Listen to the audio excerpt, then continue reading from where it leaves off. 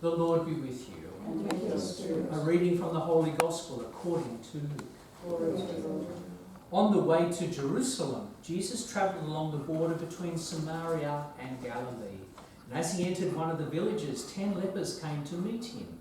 They stood some way off and called to him, "Jesus, Master, take pity on us." And when he saw them, he said, "Go and show yourselves to the priests." Now as they were going away, they were cleansed.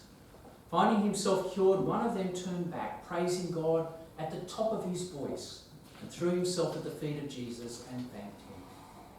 The man was a Samaritan.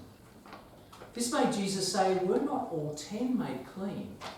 The other 9, where are they? It seems that no one has come back to give praise to God except this foreigner."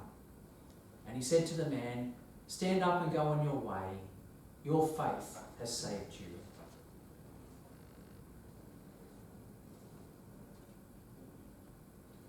The Gospel of the Lord. Praise to you, Lord Jesus Christ. Your faith has saved you.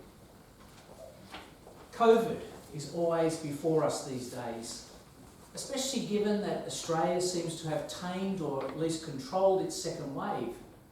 And yet we see this growing wave in Europe, Britain and the USA. Being on public transport or being in a cafe or a restaurant is different now because coughing or sneezing brings about a new reaction. People perhaps being treated also like lepers. But we're not dealing with a virus, but a bacteria when we're talking about leprosy, also known as Hansen's disease. Bacteria is a single cell which can be treated by an antibiotic, where a virus is an organism that takes over cells, just for a scientific lesson. In 2020, leprosy can now be cured. Leprosy was a skin disfiguration as it eats away the flesh, and over time you had reduced sensation, numbness and weakness. In time you weren't even able to get off the ground. Worst of all was how you were treated as a person. At the time of Jesus, as soon as you were diagnosed with any skin disease, you would be immediately sent away from the town. A bell put around your neck and you were labelled untouchable. No longer able to see family, friends, or even worship in the synagogues. It affected you as a whole person, physically, emotionally, socially, and spiritually. In Matthew and Mark's version of the Gospel is quite different to Luke's version we just heard, where Jesus actually reached out his hands and touched the leper. This leper who was supposed to be untouchable, yet he did it. In the Luke's version that we just did, it was a social distance healing. From this comes the model of our holistic care when we talk about the healing ministry of Jesus. Because physically, healing those wounds and scars. Emotionally, this person would have been so hurt because their loved ones had deserted them, in many ways thrown out to the dump.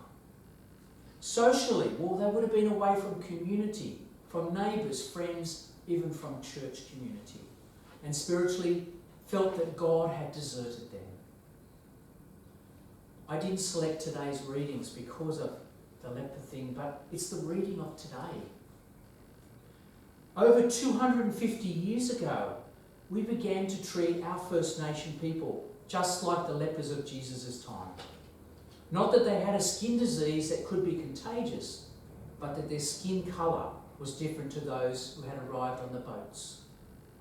From the moment our first peoples became the other, to be kept at a distance because it's best to separate from families, separate children in order to solve the problem. Yet there was no problem.